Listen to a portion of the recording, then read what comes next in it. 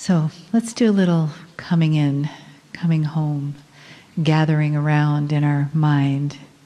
And you are welcome to sit on the floor in the front or in the chairs, or if you want to move forward, whatever you'd like, you can bring your chairs closer. So eyes closed, nice big breath in through the nose, out through the mouth. And again, inhale, exhale, and one more, inhale. And then just let your face soften, your neck and your shoulders. And I invite you to just turn your palms up on your lap so that your palm chakras are open. And you may notice a little pulsation there because there's quite a bit of energy in the room. So just give yourself the opportunity to feel that. And as you become more quiet inside, you may notice that you also become more open. And you can begin to integrate everything that you've taken in today in parts and pieces that fit for you. And as you feel the energy of the room shift, morph, change, and engulf you with love, the love that Spirit has for all of us on this side of the veil and that side of the veil. Just let the opening take you into a place of deep peace. Greetings, dear ones. I'm Kryon of Magnetic Service. My partner steps aside, and it is his design to allow the window that is here to have me step through it, and not to filter what is said, but at the same time, his higher self is to check the integrity. Therefore, the agreement that we have always had would be that he stays consciously there with the ability to be able to discuss a channeling after the fact. That his higher self, which is what he trusts, would be the bridge to the other side of the veil that I cross. And this particular attribute is the same one, dear one, as healers use. If you're a healer in the room, you will know that I'm right. Your higher self is involved as the bridge of connection to that which is what you would call the other side of the veil, where the perception is gathered to the patient who sits in front of you. This is the process of the reader, who understands and trusts his higher self enough to allow it to be the bridge, where he can read the quantum energy, even the Akash, of someone in front of him. And so the process that you see here right now is not that unusual. It is not that odd or strange. It is one that all of you have used. Even the one who has come who says, I am not a channeler, I never will be, I'm really not interested, has used it. And you call it intuition. That little spark that will keep you from moving forward, instead will push you to the left or right. There's something about the energy and you follow it. Welcome to channeling. For it is the same process that you hear here. Only 23 years ago, my partner agreed that we would put together a bridge and build it together. One that was built with integrity, transparency, accuracy and the love from the creative source. And when the bridge was finished and done, that he would be comfortable enough to step aside and let it be used for the traffic of information, especially after 2012. We bring things today which we said we would bring, which are difficult. Difficult because they are expanded information, difficult to understand, almost impossible to achieve at the moment. But it's information that will give you insight into what we would expect is next. The things that you will find in what we have called the time capsule. Now, in order for you to understand these things, if you have not heard the messages of the last few weeks, is for me to give a brief review. But I'm not going to do that just yet. Instead, I want to talk about something that happened yesterday. A meteor passed close to the planet. It was not a near miss. It was never intended to be a hit. And so it was known. But this particular meteor actually came into what is called a sweet spot.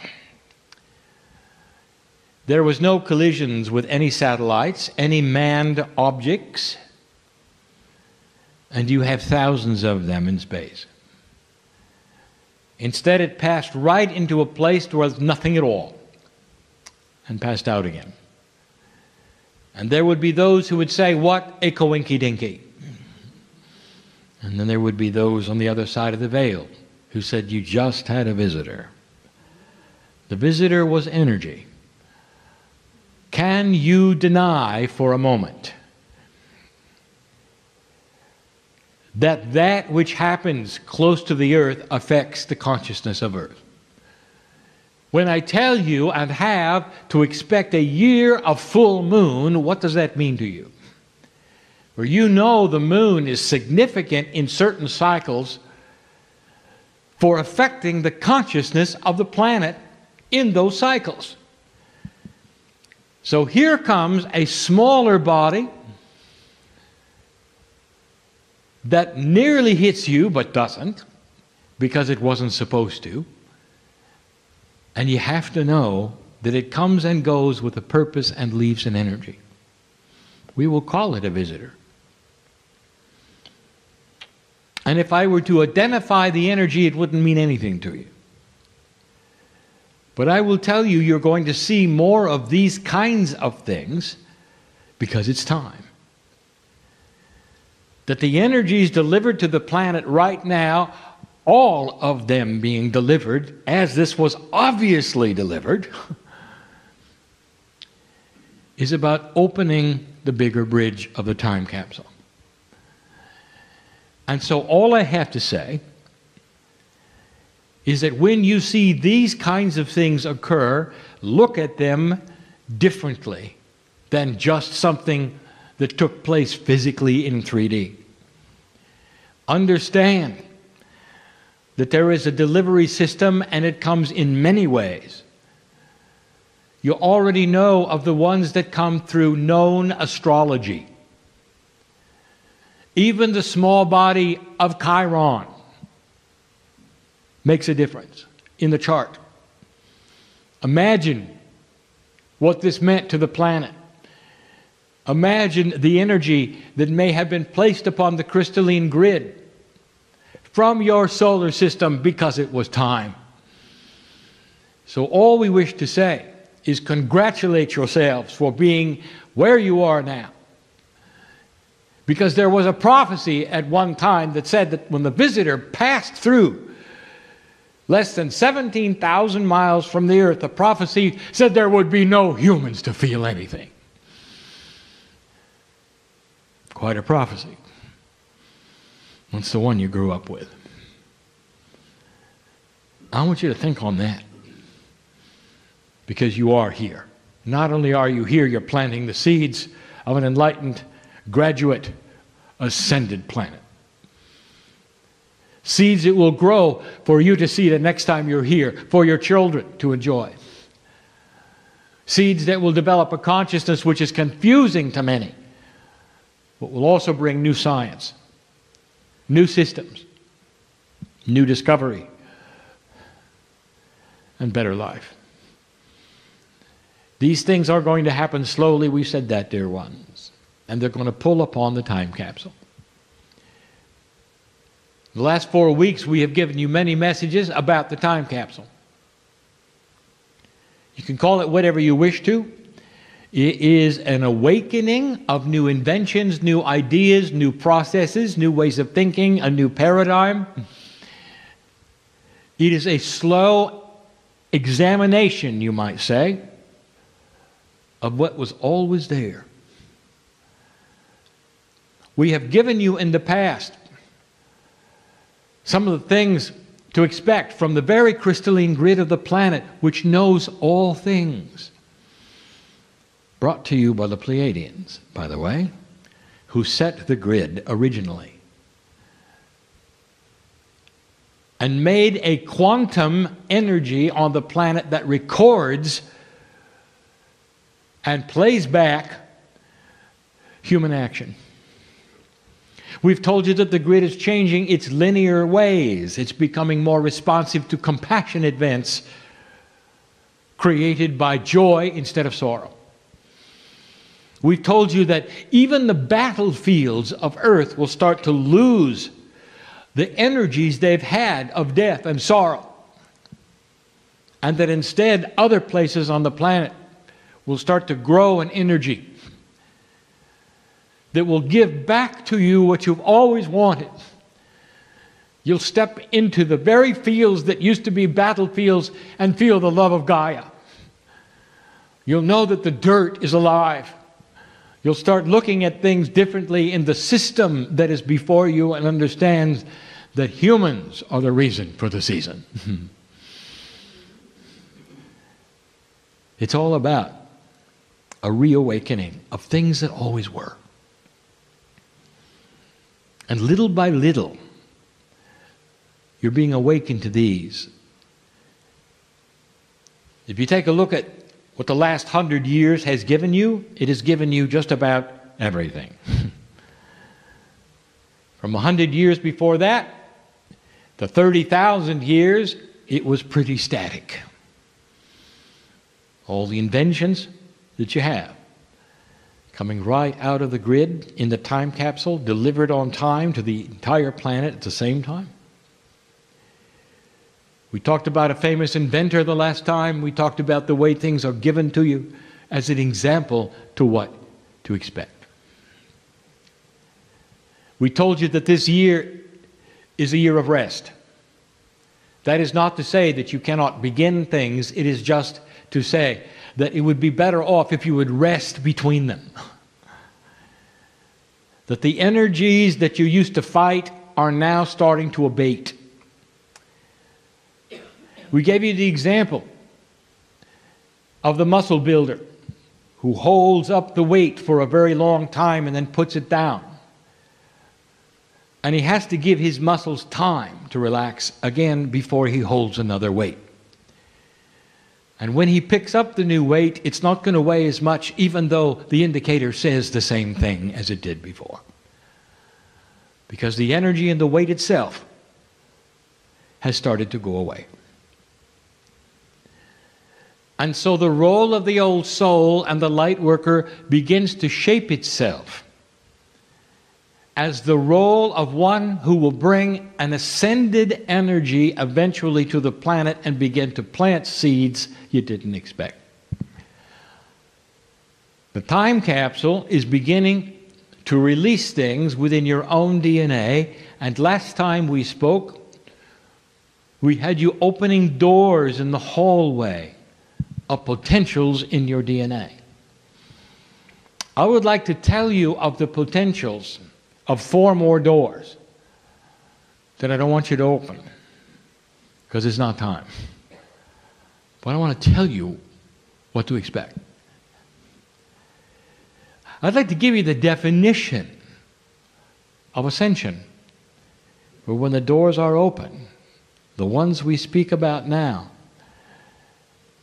you'll have a human walking around much different than the ones in front of me.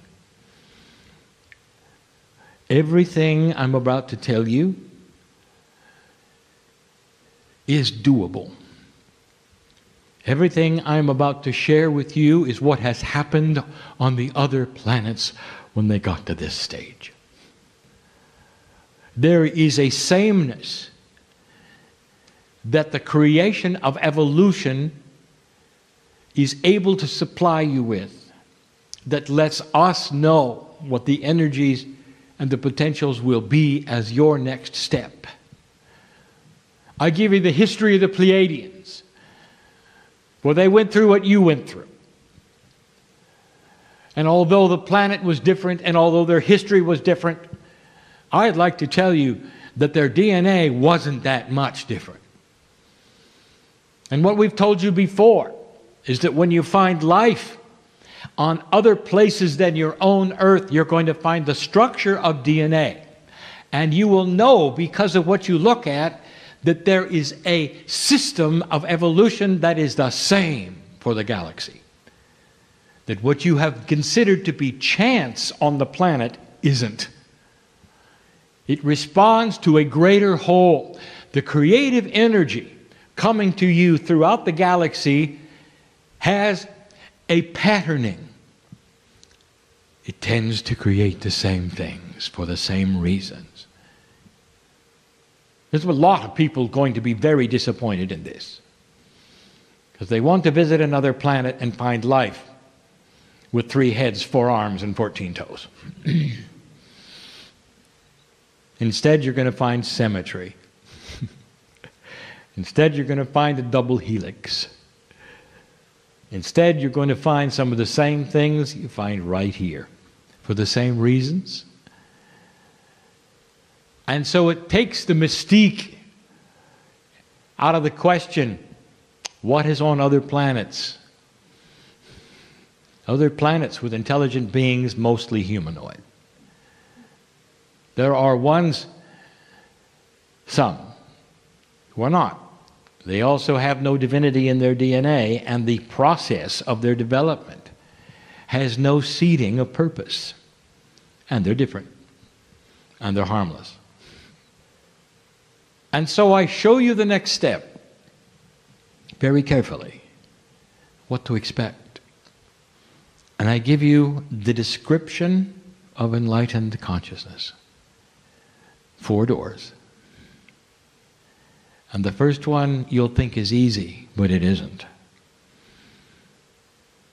I'm going to call it the never alone door. When this door is opened, there'll be a whole segment of humanity that starts to understand that they are multiple beings of light. For the never alone door, when opened, puts upon you the mantle of truth, that even when you look in the mirror and you see one human being, there really are multiples of you. That you are partly on the other side of the veil, you have to be. You do understand that, do you not? Otherwise, the peace of God in you would vanish in its power. Part of you must be on the other side of the veil. Your soul core shares with you in the corporeal way a piece of heaven at the same time. You have to be.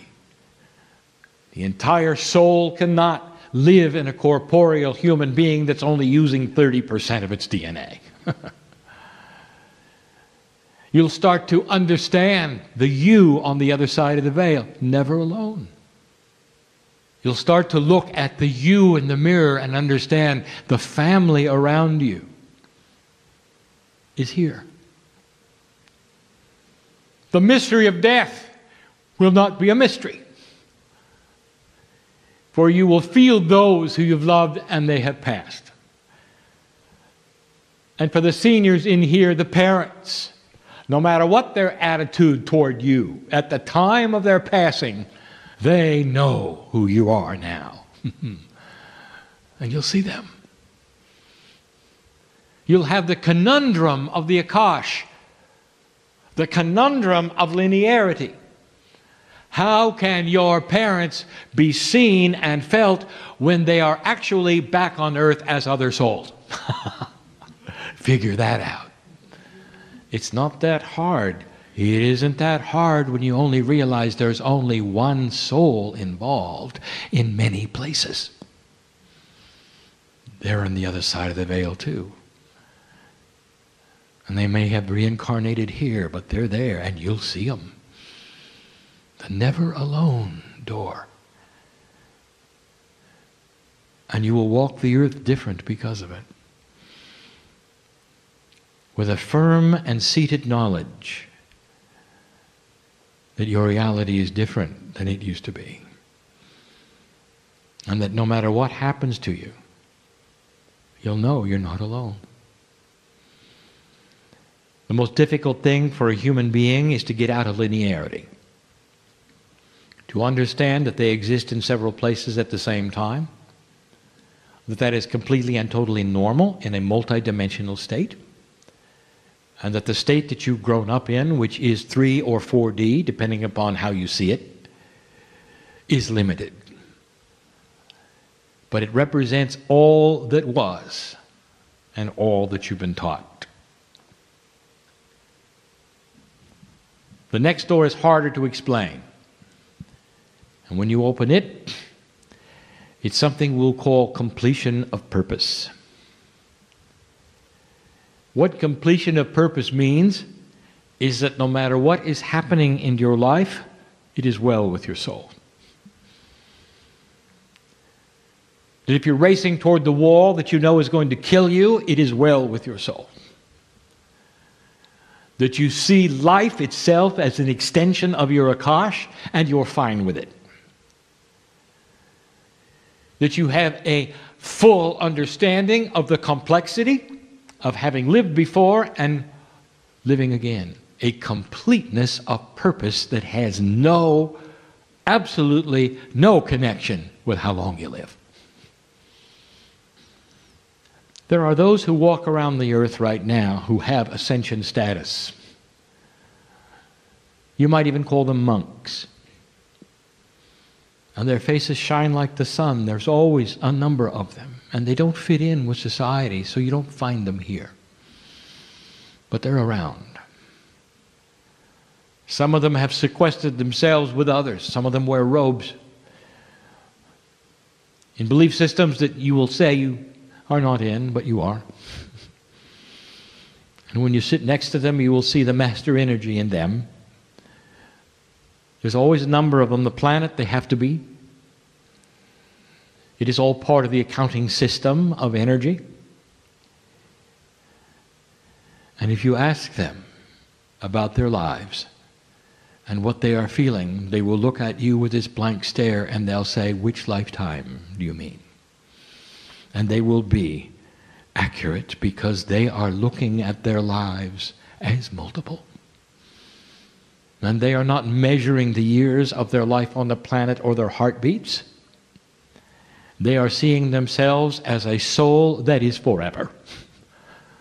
Completeness of purpose. This is ascended thought. And it's a door in your DNA yet to be opened. When these doors are opened, dear ones, they open slowly. They don't fly open and you suddenly change. You grow into them. You learn into them. It may take you a decade to even know they exist, much less open the door. But you will open the door. Every graduate planet goes through this. The old energy represented by the seniors on Earth, who you know will never change, and you're right, will eventually die out because they will. And so there is an old guard, an entire wave of them that you'll simply have to wait for to leave. And they will. And you have to know that when they come back, dear ones, they're going to be born into an energy where the DNA is shaped differently, and they will not have the old energy they were carried back in here. Just so you know. And that is the promise of the future. That human nature itself is morphing and will be different. And we've told you this before. This is not new. The doors are. The future contains hope because of the cycle of life. The old energy captured by old consciousness, worshipped by old consciousness, invested with old consciousness will eventually die. And when it is reborn with the same soul groups, there will be a breath of fresh air as they come in and learn what you know, old soul. It is the old soul's job to know these things and to water the seeds that have always been in your DNA. The third door is one of the most difficult. How do I explain this? It is where the human being can take 3 steps backwards for everything they have ever been taught and look at all things around them without any bias at all. And see clearly what is real, what is not real. What is accurate, what is not accurate. What kind of a human being do you know could step out of a belief system that was ingrained in them from birth and decide those kinds of things? I'll tell you, it's a human who opens that door. To start to evaluate God. What is it? Who is it? Is it like I was told or not? Is it bigger? Yes. Much. Is it different? Yes. Much. Is it singular? No. It is a piece of everything in the universe. The very term creative source, used lightly by many, is the description of the greatest source in the universe at the center of every galaxy, but a few. Mostly in spiral galaxies, for they are the ones that support mostly dual suns, allowing for the development of what you have here, which is the enhancement of the love of God. And you'd be able to see it. You take 3 steps back and say, is everything I've been told accurate? I don't tell you how hard that is for a human being to do, because you have to put aside everything you've ever been taught. By your friends, by your parents, by those around you, with the organizations around you. Do you realize that that is the definition of an ascended mind? Who can put aside the engrams of memory, the grooves that have been created in your brain for what you think is real and not real,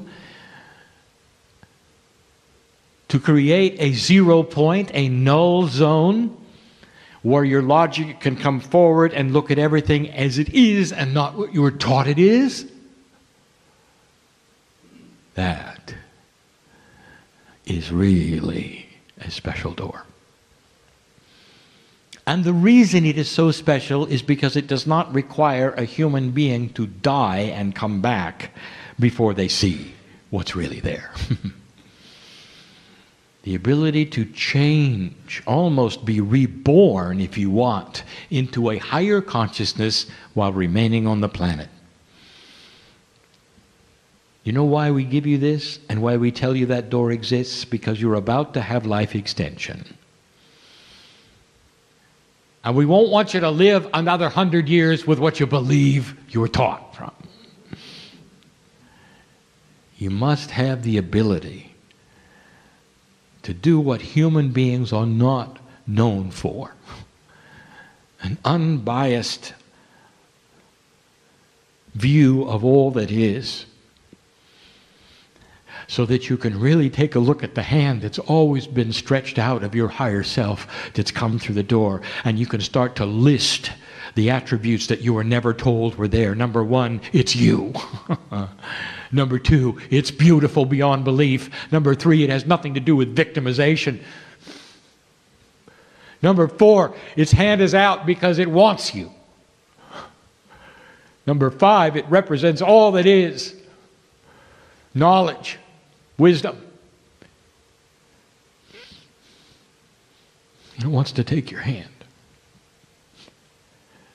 That's ascension. And the final door. And we close with this.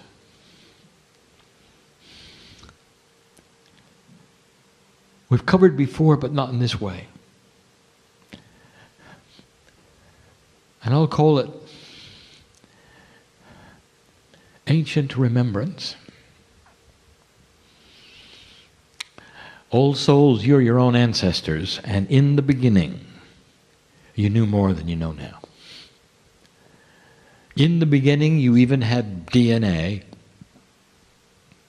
which functioned at a higher percentage than now.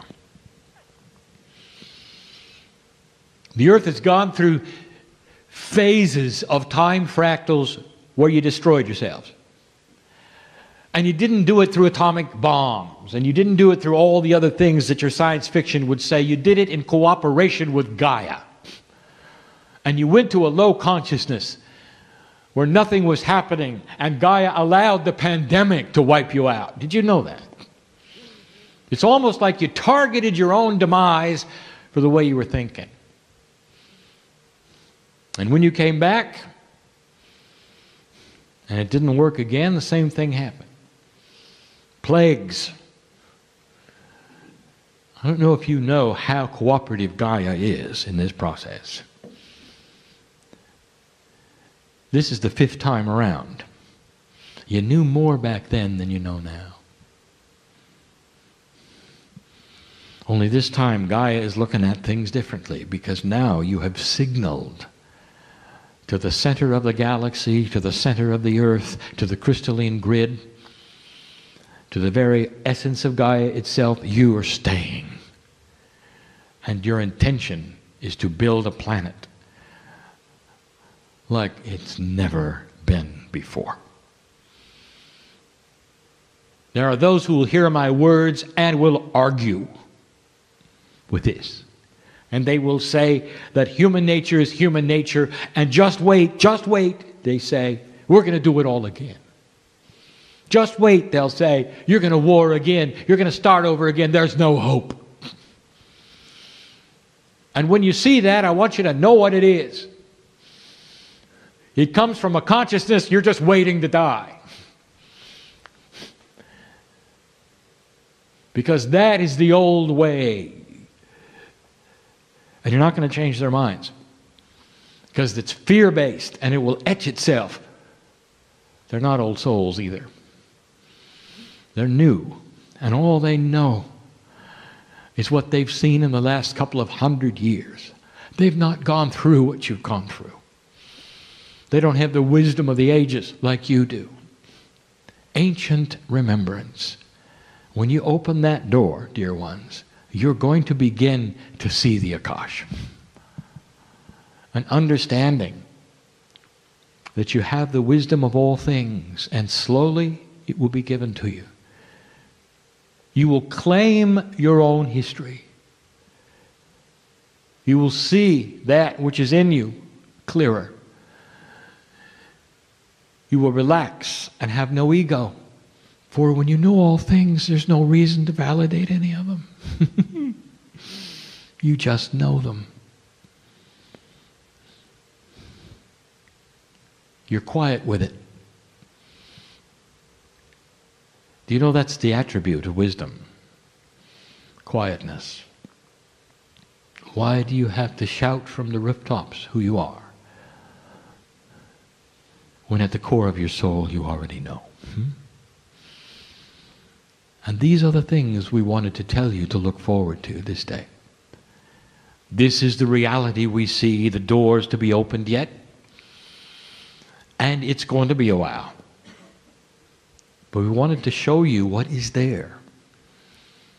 We wanted to tell you that it is hand in hand with some of your science. For the first time we will tell you that down the line, a university like this one will not have separate buildings for life science and physics. They'll have one building and they'll call it consciousness. And it'll include all of them. You have to. Because eventually when you think the static sciences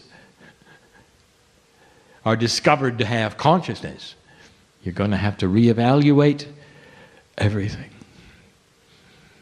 And that's going to happen.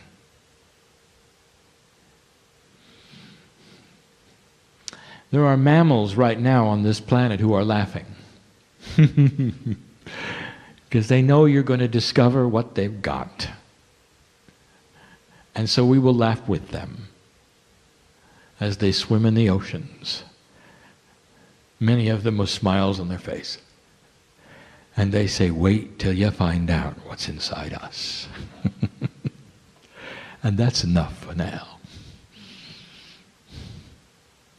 Blessed is the human being who cares enough about what's going to happen to take any of these things seriously, to walk out of the room differently because of it,